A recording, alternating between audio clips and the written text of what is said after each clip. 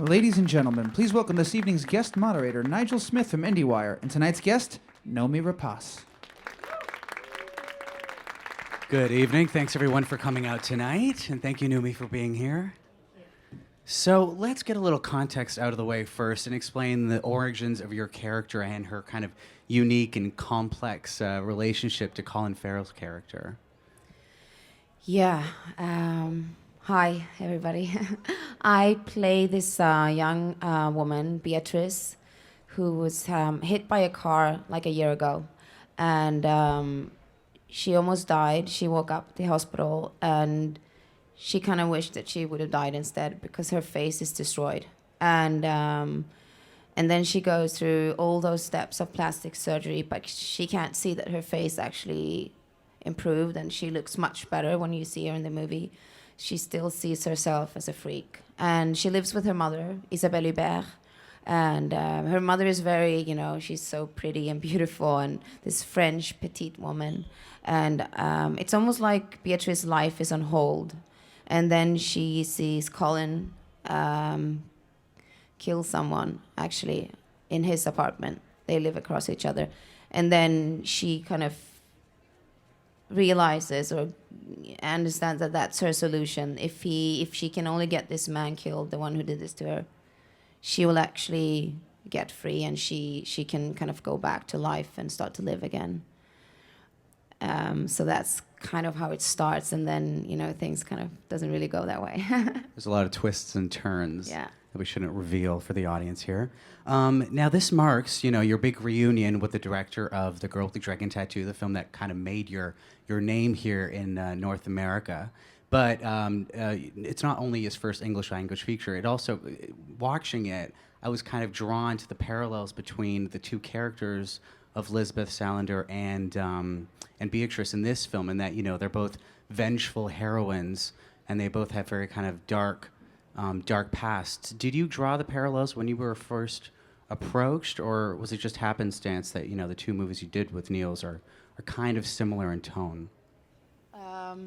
Well, I would say that they have similarities, but Beatrice is much more feminine and girly, and I think that they both have this kind of revenge and anger and rage in them. But if it was Lisbeth in this movie, she would just gone put this guy's house on fire or killed him. But Should have done it herself. Yeah. Yeah. But Beatrice, she doesn't have that in her. She can't do it herself. She needs someone. She needs a hitman. She needs someone to do it for her, because she's not. She has very violent thoughts, but she's not capable of doing it herself.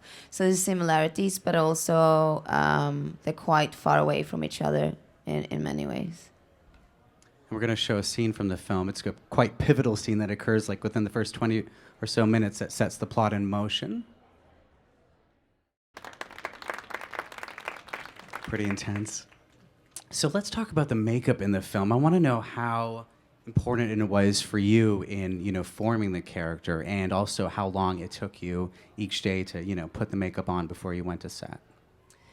Well, I'm always very involved in the look of the character, to find the right costumes, the way she dresses, the way when she's wearing makeup and when she's not wearing makeup. For me, it's like if I'm doing a scene when I'm waking up in a bed in the morning, I don't want to have full makeup on. I want to have a clean face. So I'm always kind of going back to what's real, what's actually happening in the movie and in the situations for this character.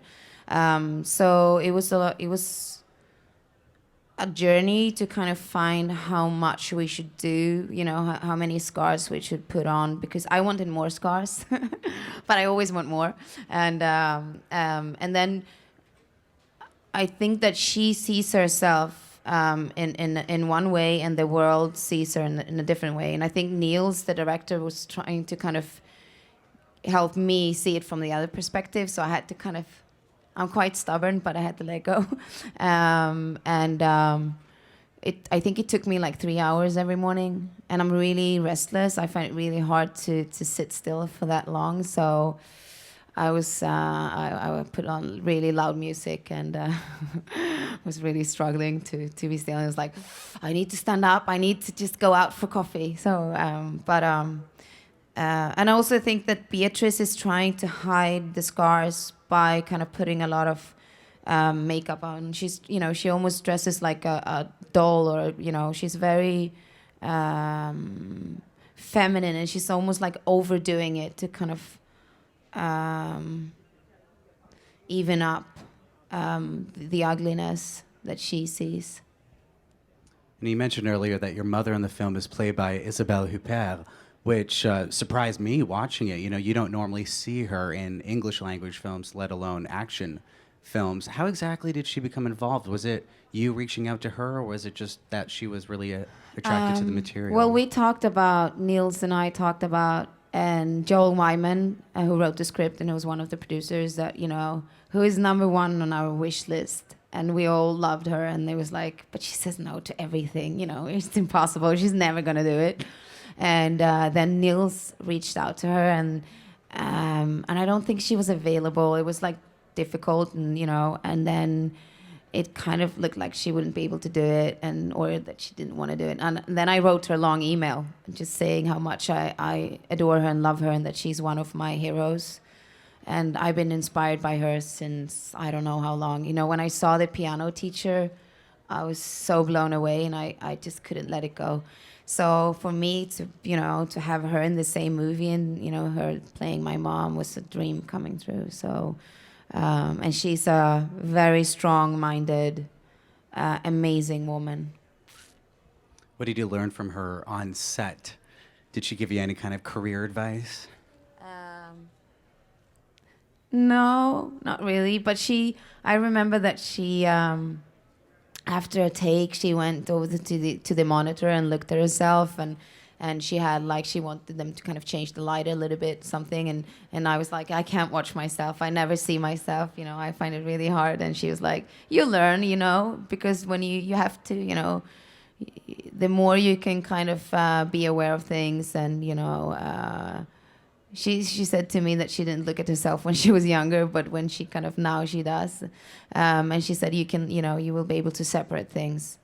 So we talked a lot about like acting and being inside it, because when I'm working, I kind of it's almost like I want to stay inside the bubble. I don't want to see and judge myself from the outside. But she could clearly kind of step in and out. So I was kind of, it fascinated me because I can't do that. I'm just staying inside, and I don't want to look at myself from that side. Do you find it tough then to watch your own films? Yeah. So let's take a little break from the movie itself and talk about your remarkable run in Hollywood. I mean, ever since the film that you did with this director, Girl Dragon Tattoo, you've been on this crazy journey, in the Hollywood filmmaking landscape, working with directors like Ridley Scott and Guy Ritchie. Have you had a chance to kind of, take a step back and just reflect on, all the success you've had over these past couple of years? Well, sometimes I wake up and, I'm kind of afraid that I will realize that I'm just like 15 again and in my bed in Sweden. And it was just a very beautiful dream. But, I'm extremely, honored and happy and kind of in shock that I've been working with those incredible people. And on Monday, I start a movie in New York with amazing, actors and a fantastic director, and I'm just trying to live up to it and do, work as hard as I can, and always kind of push myself further out, and never be. I'm never really satisfied. I think that satisfaction is, for me, something I'm trying to avoid. So I find it really hard to enjoy things sometimes, because I'm always on the next step. I'm always, okay, I can do better. I can improve. I can be, more brave. I should have done it that way. So even though I've been working with all those amazing filmmakers, when I see Prometheus, I just see like, okay, next time. That's so upsetting to hear. You're so wonderful in all these films. So why don't we show another clip from the film? I think it's a clip that's actually following the scene that we just watched. So we'll go to that, please. Okay, so now we're going to open it up to the audience. And if anybody has a question, please just raise your hand and a mic will magically appear. Hi, Noomi. Big fan of Sherlock Holmes. What was your experience like in Sherlock Holmes: A Game of Shadows? And what was Robert Downey Jr. like from your perspective? Oh, I adore Robert. He's a very intense, strong, passionate man, and he gives it, he was constantly working in, kind of making adjustments, tweaking the script. He's very, I think he's one of the most intelligent men I've met in a way. His brain just works in a way that you can't even, it's really hard to understand and cope up with. But it was really inspiring, and I didn't really speak English like 3.5, 4 years ago. So when I was prepping for Sherlock, I was quite nervous, and I wasn't sure that I would kind of be able to keep up with him, because I know that he does a lot of ad lib and improvises and stuff like that. So, but he was I forgot like the second day that I was nervous and that it was not my first language, because he was so supportive, so lovely, and he just like embraced me and took care of me in the best way. So it was I had a lot of fun working with them. Thank you. Just have to say, I'm a huge fan of your work. I love Prometheus, and I love the original Girl with the Dragon Tattoo trilogy. So my question was, from Girl with the Dragon Tattoo to Prometheus to Dead Man Down, some of them are very like tonally different films. So I was just curious, what really draws you to act in these different films, and is there an actor you'd love to work with in the future? Well, I'm drawn to kind of more complicated, twisted characters, and I like, when I read a script and I can't really predict where it's going. That always inspires me, because there's a lot of stories, a lot of scripts that are, after like 15 pages, you kind of know where it's going and you've seen it before, and it's just like, okay, why should we do another one, So I think I'm always looking for something new. I never want to kind of repeat myself. And I love to change, shape. I can, I know I can be fat, I can be blonde, I can be skinny, I can, do anything. I have I don't think there is anything I wouldn't do if I find that it's right for the character. But it's always a combination of, the actors, the director, and the script. And there's so many amazing, filmmakers and actors that I would love to work with. Darren Aronofsky is a person that I deeply respect, and Sean Penn is one of my favorite actors. So, and now I'm gonna work with Tom Hardy, and he's an actor that I admire and deeply respect, and so I'm really lucky. Hi, great to talk to you. Your character in all of the Girl with the Dragon Tattoo trilogy is completely amazing. How do you prepare for a role like that in that film, as well as in the one that they were showcasing? Well, it's always, I try to prepare as much as possible. I like, I want to do research, or, sometimes I have to change my body, or, for the Girl with the Dragon Tattoo, I did a lot of kickboxing and Thai boxing for maybe 7 months before, like every day, and I was on a diet. I wanted to change my body and be a bit more kind of boyish, and I took the license for motorcycle, and I did all those piercings, and you had to do them, I could do 2 at the same time, and then I kind of had to wait and let my face accept them, and then I could come back a month later and do 2 more. So it was like different steps. And for the other characters, it's more like I collect information and do research and talk to people to understand. Sometimes it's more kind of a psychological preparation. I did a movie called Baby Call, and then I was doing a lot of research and I met women that kind of been in the same situation as my character, and I spoke to a professor on psychosis because the character I played was kind of goes into a psychotic world. She has like two realities, so it's very different. But in Prometheus, I did a lot of physical work. I was running, worked with a trainer like every morning, super early, and I was working with Ridley and. So it's kind of a combination of physical and emotional and psychological. It's like three different things.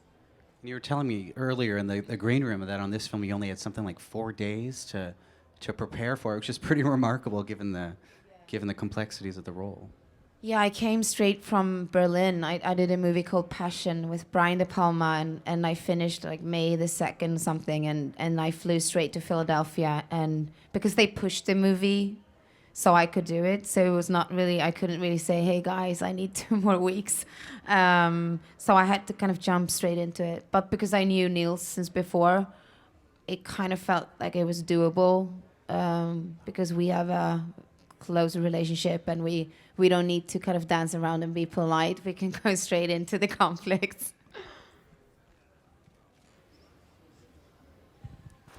First of all, I respect the fact that you are acting so well in the English language, having to learn all those difficult roles.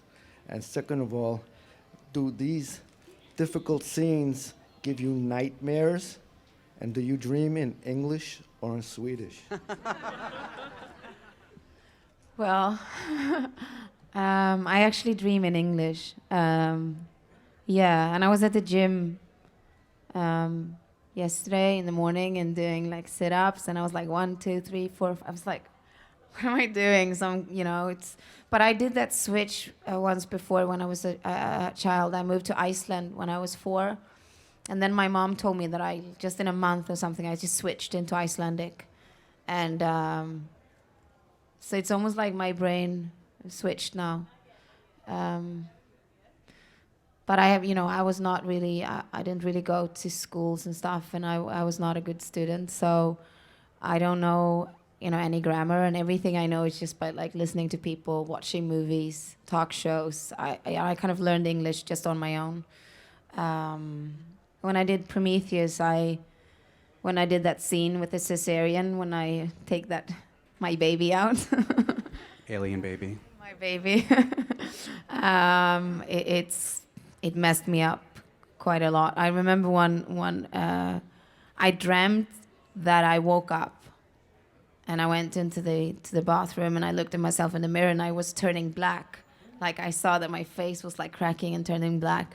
And then something was like growing on my belly, and I saw, it was like, I saw it really, and then I was like, oh my God, I panicked in the dream, and I was like, I better call someone. I was like, I better call Ridley. That was a bit fair. So it was almost like Ridley and this weird, the nightmare of having an unknown thing growing in you. It was a week in hell in a way. But at the same time, we had so much fun. I was always laughing with Ridley, and he came in. He was like, I was, on that table and screaming and sweating and out of breath. And he was like, dude, do you have another one in you? And I was like, yeah. And he was like, yeah, okay, good. And so let's do 10 more. So he was always, we had good some fun at the same time. But yeah, it gets to me. Watching that scene, I have to say, was like the most squirm-inducing 5 minutes I had of last year. I'm so curious to know what it was like for you when you finally saw that, finished cut scene with the special effects and everything. You know what? It was not that much special effects. That's the thing, because they actually had this thing coming up and moving when we were doing this scene. It was a guy sitting under me with a remote control. And a lot of movements I was actually doing with my stomach, just like muscular things. But no, it's quite intense. And I always watch things like this. But no, I think that really, it's almost like he creates beauty in the most kind of gross, savage situations. Hello, I just have to say, as an aspiring filmmaker, you are truly an inspiration with your dedication and your daring choices. My question is, could you talk a little bit about, you've made some very risky, bold choices in many of your performances. Could you talk a little bit about the relationship and the trust in your director and how he helped you choose those bold choices? Well, yeah. It's a very good question because that's one of the key things for me always. I need to, because I'm very creative and I know, it's like I can't let things, I have to, it's almost like the character kind of moves in and it stays in me. I can't leave it. It's not like I can shoot the whole day and go back home and, now I'm Noomi again. It's almost like I kind of melt together with the character and I become something else for a couple of months or 6 months or whatever it is. And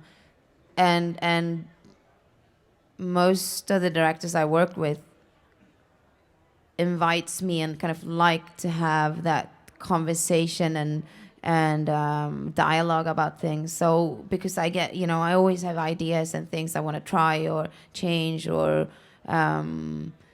and I kind of want to take risks and put me out there on the edge, but I can always I can't do that on my own. I need to feel like that someone is holding my back. That someone is in there with me, because you never know, because it's like a mind game. You can get lost, and I don't wanna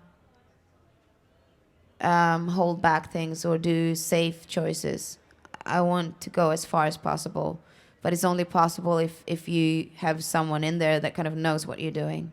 And I've been extremely lucky because the people I work with want to go there and kind of want to explore this, this kind of little bit risky zone. And because I have this almost like an obsession for like the human psyche. I find it really interesting to go there and to explore things and also ask myself, do I have it in me? Could it be me? So it's very important for me, the choices of directors and the dialogue and the chemistry. Now you work with the Neil again. Did he allow you any improv? And one more question, what do you think about he's actually remaking Flatliners for the next film? I adore Niels. I think he's a very passionate filmmaker, and we are both very stubborn and very decisive. But the good thing is, when you work with someone that you trust, you can come with really, bad ideas, and like say, I want to try this. I think we should change this scene into this. And he could be like, Noomi, that's a really crappy idea. I don't think so. And I can be like fighting for it maybe a little bit. And then I was like, yeah, I agree. It's a really bad idea. And sometimes it's good ideas. So, and we have that kind of very honest, open relationship. And I love him for never giving up. He's very, even though we can be behind and it was like, everybody's waiting, we have to move on. And he was like, there's something coming. He's like, let her do one more take. So he's very loyal with the actors and with the scenes, and that's a great gift for me. And I'm not really familiar with what he's doing next, to be honest. We haven't talked about it. I met him just very briefly in LA because we did press, but as you know, you sit and do different interviews and you don't really have time to talk. I was wondering if you had read the trilogy before doing Girl with the Dragon Tattoo, and if you did, when reading, there was a time where you couldn't see yourself completing the role. There was a point where it was too much, and that you needed the reassurance from Niels that you can, or the trust would be there, or that you wanted to twerk some aspects of the book. Well, yeah, I read the books, the 3 of them before, and I loved Lisbeth, from the first moment. And I never think, the first time I met Niels, I came dressed in my husband's at that time clothes. I was dressed as a man, as a boy. And I was like, I had this long list of things I wanted to do. I was like, if you want me to do this, I want to shave my head. I want to do the piercings. I want to take this license for motorcycle. I want to do the fight scenes. I want to do the rape scene. I was like, we can't avoid anything. We can't go safe. We have to go all the way. Anything except from that would be insulting towards Stig Larsson. And he is really putting the spotlight, everybody's attention on those problems, rapes, violence against women. So it's our duty to kind of go in there and explore it and do it real as we, just as real as possible. So it was always my goal and my decision to push it. And when we did the rape scene, I said to Niels, don't stop it, whatever I say, whatever I scream, I'll can take care of myself. You don't need to protect me, but and then we kind of he wanted me to have like a word that I would say if I wanted him to stop it, and then I was like, okay, if you say Noomi, because that would break, for me, because I don't think about Noomi. If I said my own name, he would cut. So we did many takes, and I remember that a lot of crew members left the room because they couldn't take it in a way. And so I think because I trusted him and we wanted to go there together, it was possible to. And I lost, it's almost like a blackout. I don't really remember. We were working with that kind of whole chapter, the relationship between Lisbeth and Bjurman, the lawyer, for like 4 days. And the weird thing is that it kind of gives me energy back if I feel like, we did everything we could. If I would have felt like I'm avoiding things, trying to look good, trying to be sexy, or trying to be, I'm afraid, I don't have the guts to go there, I would probably feel really bad. But now when I felt like, okay, we did everything, it doesn't matter if it's good or bad, I know that I couldn't have done more. Then I can let it go and have peace. Hi. What are the major differences between filming an American film like Dead Man Down or Sherlock Holmes, Prometheus, and a smaller Swedish film like Girl with the Dragon Tattoo? Well, for me, it's not really a big difference because I have to kind of do the same work.